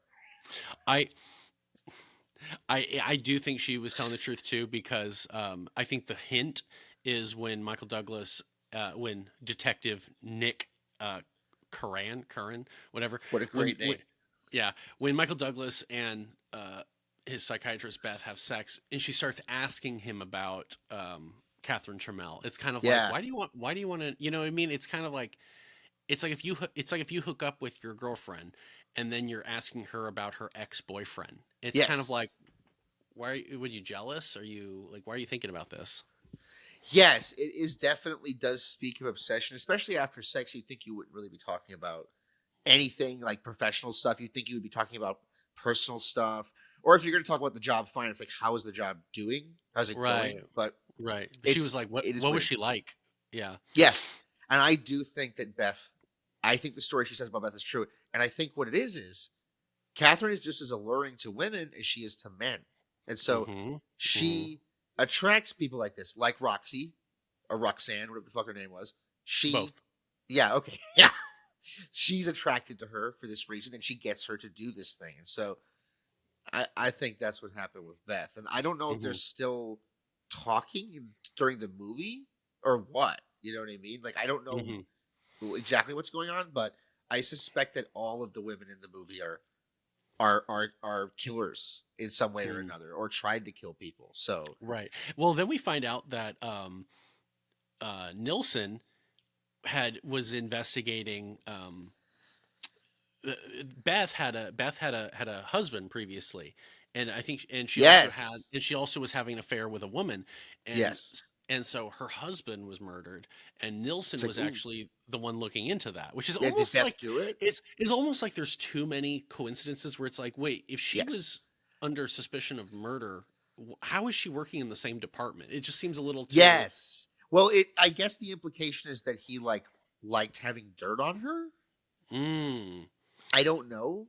I remember the thing that I wanted to speak on that I'd forgotten about.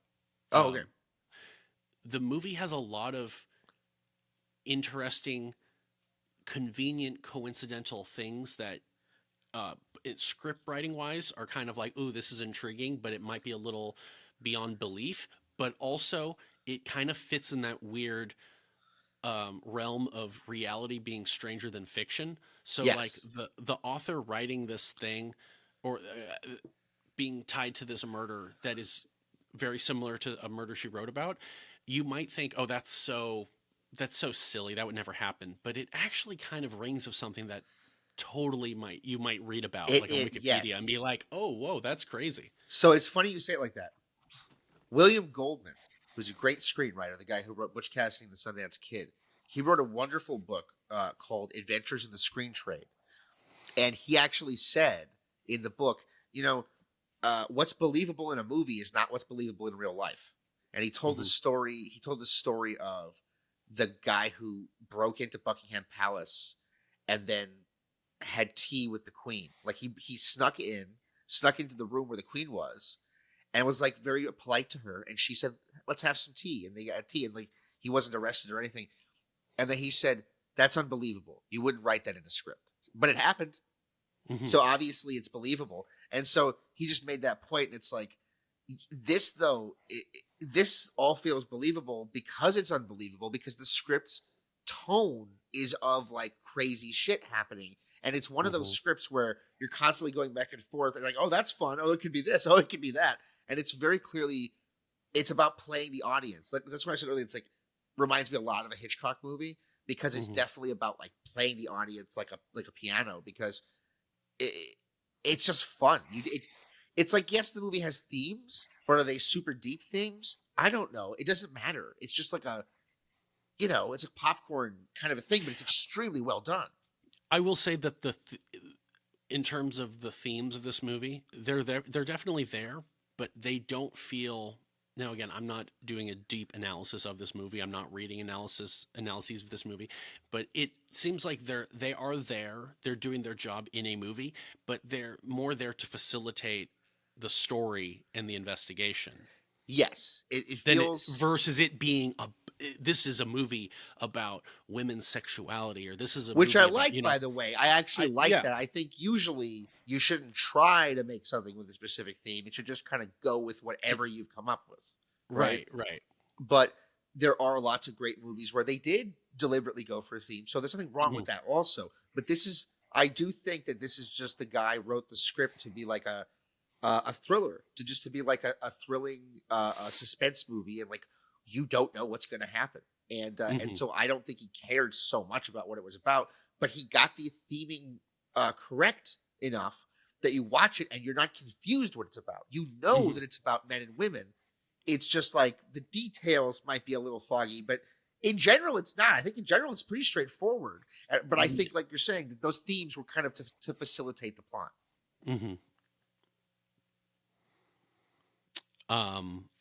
But this just does project us in towards the final act of the movie, right? And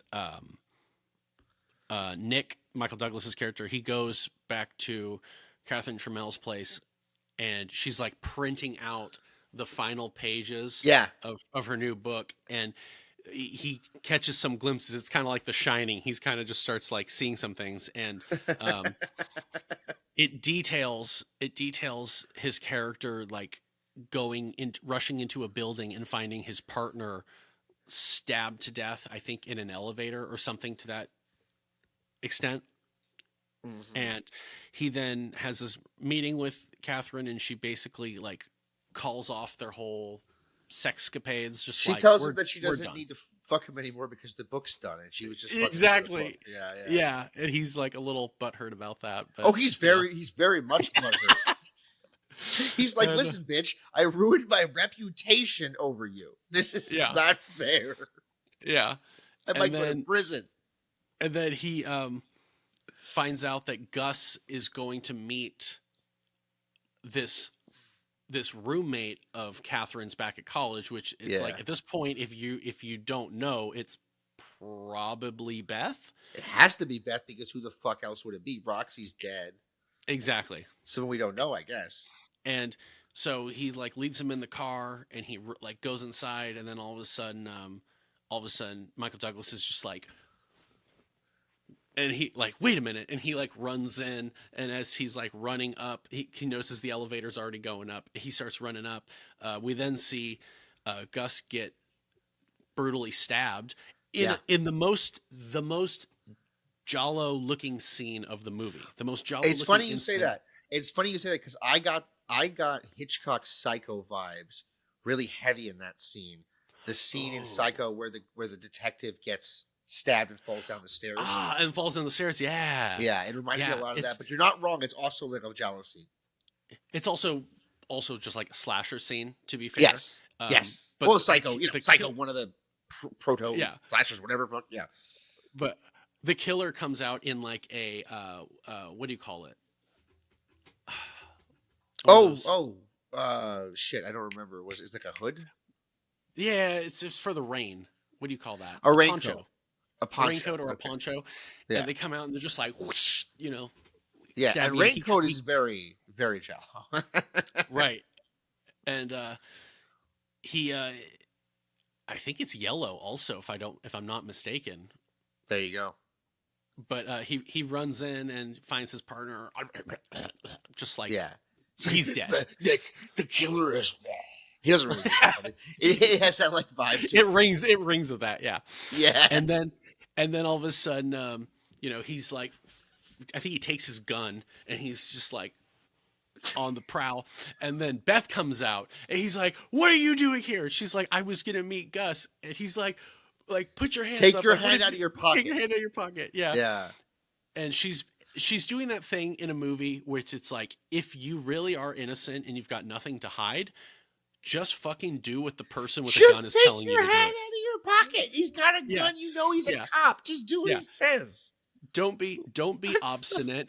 Don't be rushing towards him. Don't be defiant. But she basically people are going to be like, "You're defending a cop shooting an unarmed woman." She had her hand in her pocket, and he had reason to think she might be a fucking killer. Yeah, and so and not like she killed before, like he thinks she just did it. Yeah, and so basically she does everything that you're not supposed to do when a cop holding a gun tells you to, cooperate. She does everything you're not supposed to do, and he shoots her. He fucking shoots her. And her last words are, "Nick, I love you." Yeah. And it's like you just like, you feel so bad for her because it's just like, yeah, he would rather fuck that other chick though, and now you're dead. And then what was in her pocket? Bart Simpson. The Bart Simpson keys. Yeah. Which, again, is kind of like but it is also like, he was next, if you want to think that. By the way, back then there was so much Simpsons shit. Yeah. Very realistic. Very realistic. But then, the cops show up. They all go back to Beth's place, and they find all this evidence that, she was obsessed with Catherine. And there's also this funny picture of like their graduation picture from Berkeley. And like Catherine is like near the front row, just like, and then you see like, Beth like behind her, like her shoulder. And she's like looking at her. Yeah. It's comical. It's in the most like, okay, you need to make this obvious to the audience because we're not going to have a line to say, "Oh, she's obsessed with her." So you need to really say that. And she's just like, Verhoeven's American films, you really get the impression he's like, Americans are like stupid, so you have to make it so like very in their face.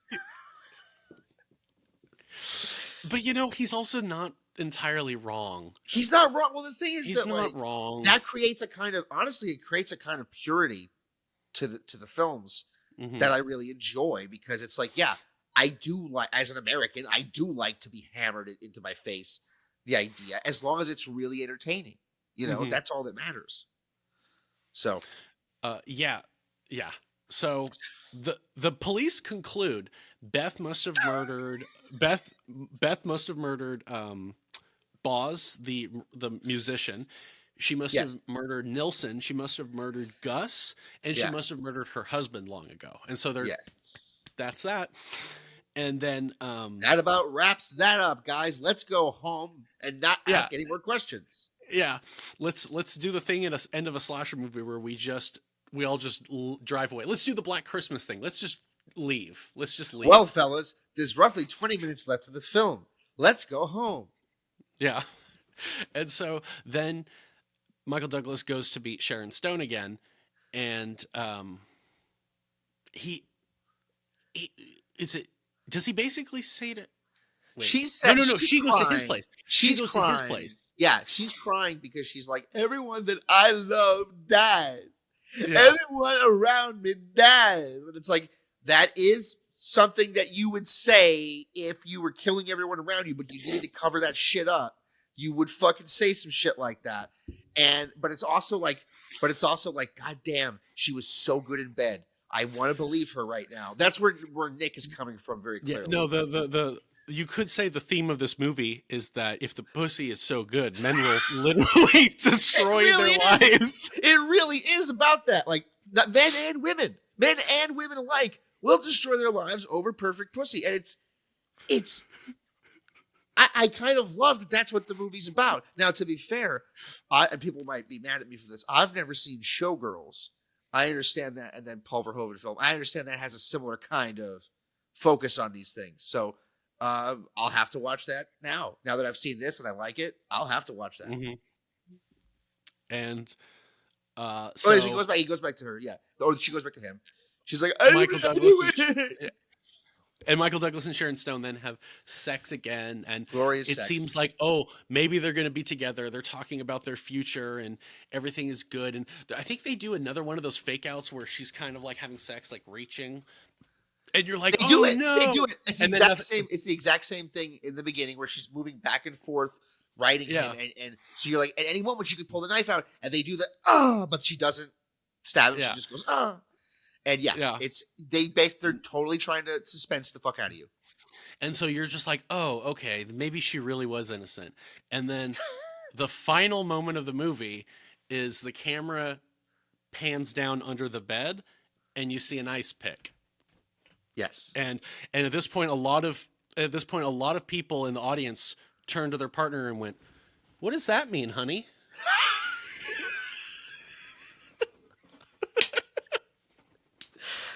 And then the other person said, I don't think this relationship is going to work out.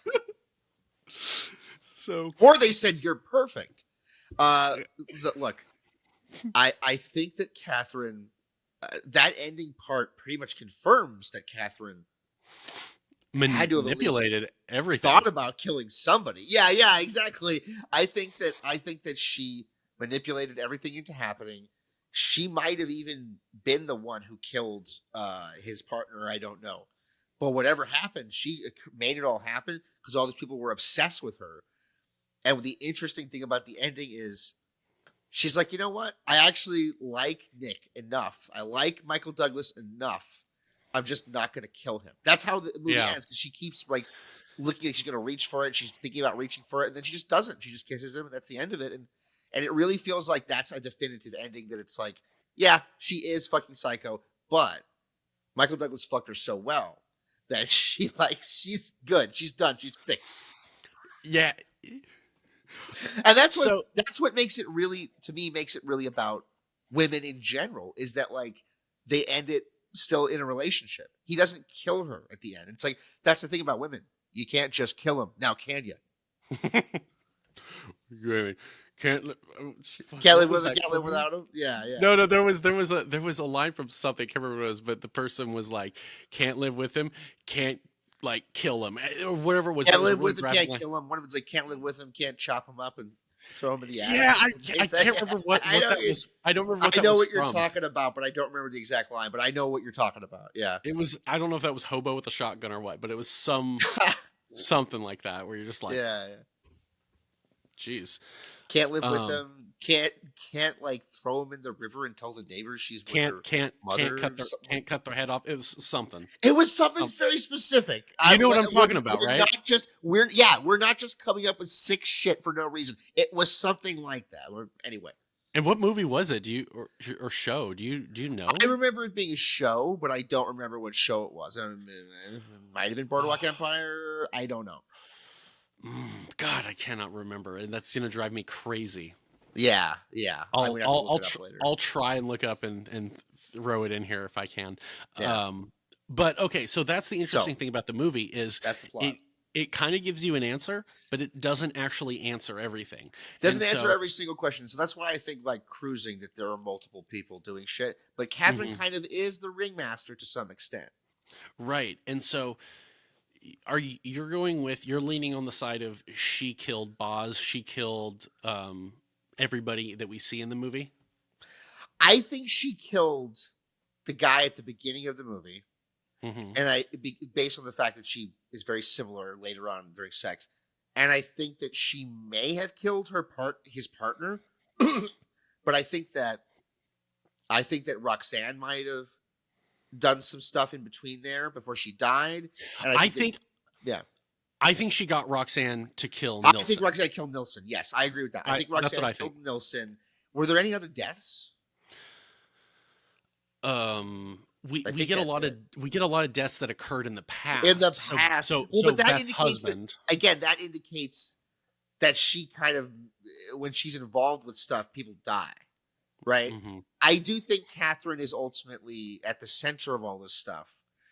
But again, to go with my interpretation that it's basically about men and women, I think all of the women probably killed somebody. Yeah. Do you think Beth killed Gus, or you're leaning on the side of? I actually would lean towards Beth killed Gus when I really think about it, just because she needs to kill somebody. So because it's in order to make it so topsy turvy and like twisty. Okay. Well, here's interesting.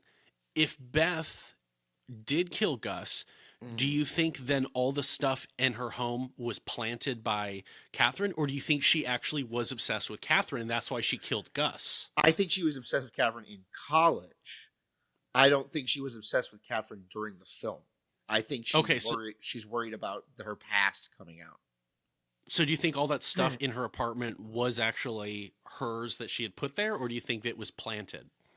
The obsession stuff? All the obsession stuff they find. I think that was planted because I think that what happened was, because it's not that hard to get into somebody's apartment, especially if you like approach them and maybe seduce them again.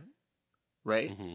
But honestly, the way the script is written, it could be either way. And that's what's so brilliant about the script is so many of these things can be explained like that. It's funny as I was having a conversation with one of my housemates last night about, and this is slightly different, but it's also kind of similar, where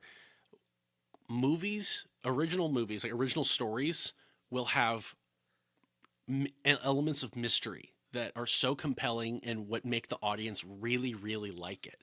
And then you'll either have studios paying the original person to make a sequel or a prequel and to answer these things, or they'll have some other jack off come in there and that person will start answering the questions. And so these things that we never needed answers for start getting answered, and the answers are never as compelling as the mystery itself.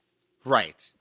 And so, yeah, I would agree with that. And it's like Blade Runner. It's like, we don't need to know that Harrison Ford is a robot. Mm-hmm. We need to know that he could be a robot, and that is interesting, right? Mm-hmm. So I agree with you completely. Yeah. I guess. Okay, well, let me give my thoughts, because I basically agree with you. I do think we're gonna do our rating. Yeah, but I do think Catherine must have committed the first murder. She must have. Otherwise she watched it. Otherwise she watched it happen. I think what happened was Roxy watched her do it, because she said that Roxy likes to watch. But yeah. And I do think she manipulated Roxanne into killing Nilsson. The hardest one is Gus. She might have even that's the hardest one. Okay, so Roxanne might have even thought Nilsson was Nick. If it happened quick enough. If the shooting happened quick enough. Here's the thing. If it was point blank. Oh yeah, I guess she had to have seen it when she. Yeah, no. But here's the thing. Because the bullet hole in his head, it does kind of look like it's like that. Yeah. So it could be, especially if it's a smaller. From the back. She got him from the back, and if it's a small caliber, it's not going to leave a huge explosion. So it could be that. It could be that she was in the backseat of the car and shot him, but I don't know. But I think the movie is actually setting it up that he was shot like this. Yeah, I think she knew, but maybe she knew that would fuck with Nick if she did that or something. I don't know. Or that it would incriminate him. That's what I mean by fuck with Nick. Yeah, it would incriminate him somehow. Yeah, exactly. But that could also have been Beth. I do kind of feel like Beth must have killed Gus in the elevator because she was acting so suspicious. Beth is so here's the thing. The only reason Beth probably did kill Gus, but the only reason that I originally, when I was watching it, leaned away from her was because it was like, it seemed like something that Catherine would do, that she would get her to get shot, even though she didn't do anything. That just feels like something Catherine would do. Mm-hmm. But you know what, though? I think you're right. Beth probably did kill Gus. But Roxy, I think, did kill Nilsson, even though it would make sense for Beth to have killed Nilsson. I think it was Roxy just because. Why is Roxy's like following Nick around? Like, what was she doing that she was trying to like kill Nick? Like, it was so weird. And I guess the idea is just that anybody who's close to Catherine becomes one of these violent people, I guess. Yeah. And what's interesting about this is I will probably rewatch this movie and potentially change what I think happens. Right. But as of right now, it's just, that's kind of what I got from those initial. Right. Yeah. And I can see. I could half. see having a different opinion if I watched, like, really properly watched it again. But that's just my Hmm. thoughts on the having seen it really only once. Yeah. Um, so let's segue to the final part. Scratch my nose there. Okay. Um, Scoring the jolliness of the movie in a 1 to 5. We'll talk about plot, characters, and then the style in visual and Yeah, sound. yeah, Okay, so the plot. I I think the plot is like easily a 4 or a 5 in terms of jolliness, especially when you think of like the '60s Jello movies. Like this really does remind me of Perversion Story by Lucio Fulci. It reminds me of some other movies, but I don't know why, but I this just the way the script is structured, because they're very different plot wise, but they also just feel very similar. Like I could see this plot being directed by Fulci in the late '60s, early '70s. right. Like it just comes off that way to me. I So when I was first watching the movie, I was like, well, this isn't quite Giallo because in a Giallo you don't usually have a main suspect. Usually you have multiple suspects. But that's not entirely true. Oftentimes the police have a main suspect, Hmm. but we don't suspect them because we think, well, it would make sense for them to be the killer. Mm. Um, and I guess for a lot of the movie, you're probably supposed to think for at least part of the movie that Catherine didn't do it. So I think I'm going to go with a 3. I think I'm Okay. going to go with a 3. I think that this movie has enough stuff in it, like you were saying, everything with the cops. Everything with the cops feels like an Italian film. It feels almost like Investigation of a Citizen Above Suspicion. Like they're those kind of assholes that don't really care about justice quite so much as they do about like not getting chewed out, you know. Yeah. And so It's just another job. it's just another job. You've got this killer who is doesn't wear a mask but somehow hides their face, right? Um, and you've got all these different. It could be this person, it could be that person, and it's all this different weird shit that's happened in the past. There's a past event that has to do with it. Oftentimes in Jallos, everything is set up by a past event, right? So I think that at least a 3, bordering almost bordering on a 4. It's actually plot wise very Jallo-y when all is said and done. Hmm. Okay. Characters. Yeah, yeah, shit, maybe the same because they're so they're so exaggerated, and that's exactly what you get in really good Jallos. Like fucking the Argento movies have got like crazy cops, and then you've got women that are like hysterical, all these different like Hmm. over the top characters. I feel I'm gonna go. okay. I'm gonna go 3. Sorry, go ahead. Okay. I would say I'm kind of in between 3 and 4, so maybe I'll go three No. and a half because I do feel the only reason why I'm going to knock characters down from the plot is that they do feel very Jalo-esque, but there's also something about them that in their writing that just feels like but this is so American. If that makes sense. Yes, no, I agree with that. I agree with that. Like the plot feels like it could be, from a different country. It could be a really good Italian movie, but the characters Right. just feel so American. No, I agree with that. But the visually and in terms of performance, I think I would go with Italy though, because it Yeah, does that feel makes like the sense. That makes sense. director gets the extremeness of everything, the extremity of it, and that's an Italian thing for sure. So yeah, Hmm. Okay, how about the visual style? yeah, like I was saying, I mean, so the only thing is it doesn't really look a lot like a Giallo in most of the scenes, the way that it's shot. And like you pointed out, it's more of a noir in terms of that. Hmm. Um, you know what? I'm gonna go ahead and give it a 2. And the reason I'm gonna give it a 2 is because of the interrogation scenes, Hmm. which even though they are noir, could also fit in a Giallo. Yeah. I was leaning on 2.5 at most for Yeah, visual style. that makes sense. Sound style, I'll say I'll say it's probably 1 to 2. It's not really there. It it doesn't the sound in both the music and like sound design and all that, it just feels more like this is an American movie. Let's play it safe in terms of being Oh yeah. tonally consistent to things. It's not as Yes. like, yeah. Well, I appreciate that the sound effects are consistent because some movies, uh, they're fucking horrible. Like, I don't want to go off on a tangent, but have you watched the pilot for The Sopranos recently? Last time I watched The Sopranos was maybe it was a year or two ago.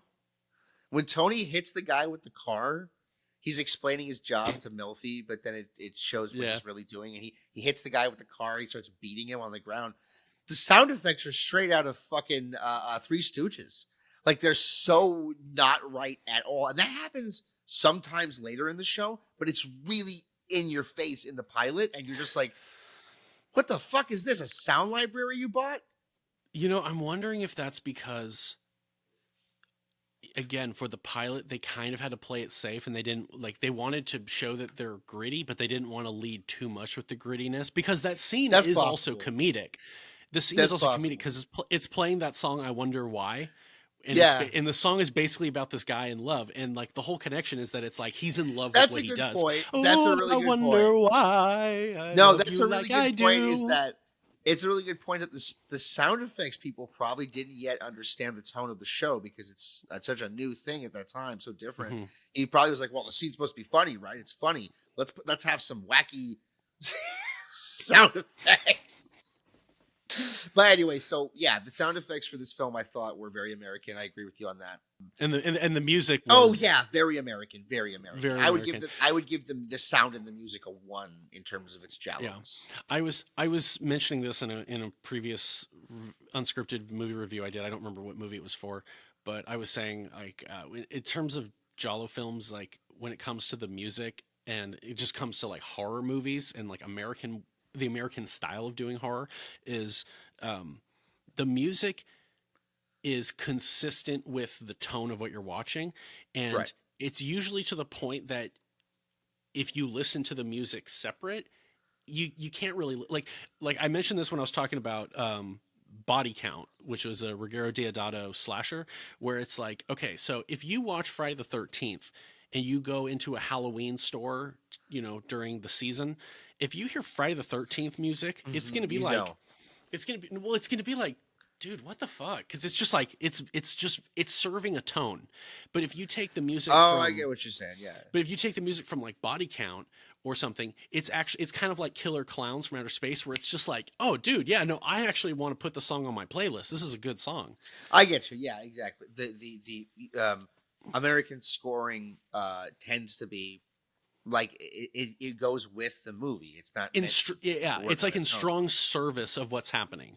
Right. And It, then it, in these Italian films, some of the time they have this weird thing of just like, no, it's just a good song. It's about a guy named Django, and it's yeah, a lot it's of like times I the believe music they kind played of that on radio. yeah, yeah, and it's just like music from Deep Red, Suspiria. You could Right. hear that in a Halloween playlist, or you could hear that, but the theme for Friday the 13th, which is really good, the theme for Nightmare on Elm Street, which is really good, you wouldn't hear that in a Halloween playlist because they're very creepy. They're very like they're almost like they're supposed to put you in like this. Ooh, oh, Well, they're oh. not. They don't. Yeah, they don't work on their own. I could see a Yes. remix, but yeah, Hmm. Right, and that's how I feel. And so, yeah, this music is in service of what is happening in the movie. It's not trying to be like, oh yeah, the theme for Basic Instinct, like, oh, it's such a jam, or like the main theme that plays throughout is so, yeah. right, But that's just American movies versus Italian movies versus exactly. Giallo Yeah, movies. yeah. Um, but yeah, That's kind of all I've got to say. I would basically say also is like, yeah, if you haven't seen Basic Instinct, it's a good movie. And I highly recommend it if you enjoy a good erotic thriller. yeah, that's the other thing is it's straight up. It really is an erotic thriller more than it being like a Yeah, crime movie. if anybody's like, you're trying to say Basic Instinct is a giallo. No, we're not fucking trying to say that, you motherfuckers. Basic Instinct is an erotic thriller. It is a particular genre. We know that. Okay? Yeah. But if you watch a giallo, then you watch this movie, you're going to be like, wait, are those related somehow? Uh-huh. Yeah. So. But yeah, so I really like this movie. How does it rank out for the other Paul Verhoeven films? Well, I do enjoy it. RoboCop is probably still up there. RoboCop Super Troopers is a near perfect film. Uh-huh. Yeah. Super Troopers is fun, but Super Troopers I also feel is Starship Troopers? It's a little too... Oh, I said Super Troopers. Oh my God. Oh my God. Which is also fun. People are like, he made that comedy? Oh yeah, Starship Troopers is good. Starship Troopers is good, but it is not at the level of RoboCop because RoboCop has that real human connection, and it's just it's just so funny too. It's so good. Yeah, Starship Troopers almost kind of feels like one of those movies that's like a comic book come to life or a graphic novel come to life. Like, there's something about it that just kind of feels like you're safe because this isn't trying to be real life. It's very much like they could be in the same universe, but it's just that RoboCop actually cares about human beings, I guess I could say. Like that's sort of in Starship Troopers, but it feels a little bit more like they're playing up the joke of it. Yes. So yeah. But anyway, people are going to be like, "What are you talking about?" Whatever. This is the end of the podcast where we're tired and we're randomly spewing shit. So nothing we say now can be held against us. All right? Yeah. It's that we have an alibi. Do we have a fucking alibi? Yes, that is a great alibi, isn't it, Tanner? Isn't it? And with that, I really liked it. I really liked the movie. I did too. And I thank you for the excuse to have seen it. Oh, yeah, of course. I also think it's great because we mentioned this, but there's a strong connection between Basic Instinct, Investigation of a Citizen Above Suspicion, and Cruising. There is. And so there's a bit of a crash in there as well.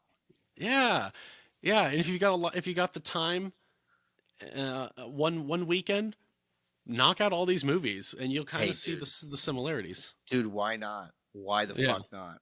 I second that. But yeah, other than that, that's all I got to say. Monsieur ParkNarcz, have you got? Do you need to plug anything?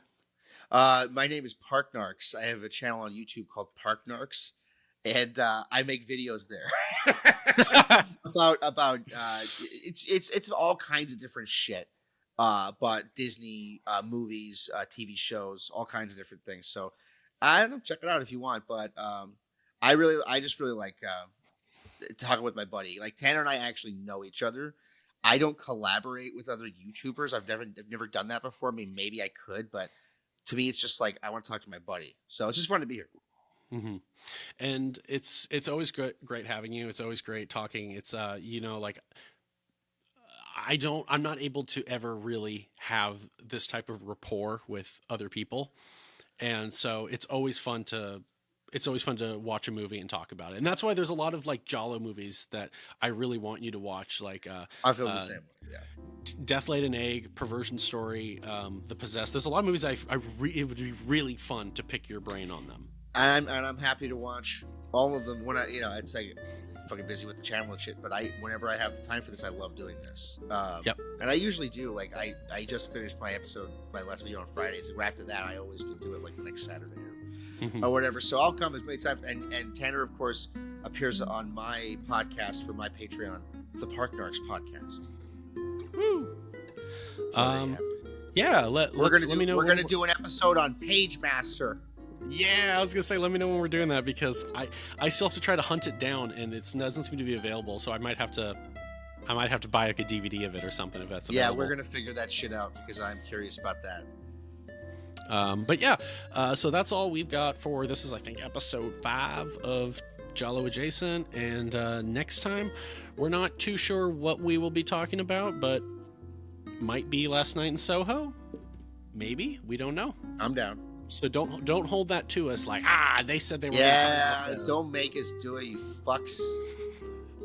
But anyways, so this is ParkNarcz and Tanner Leeser for the King and Giallo, and hope you enjoyed this, and if nothing else, we'll see you next time.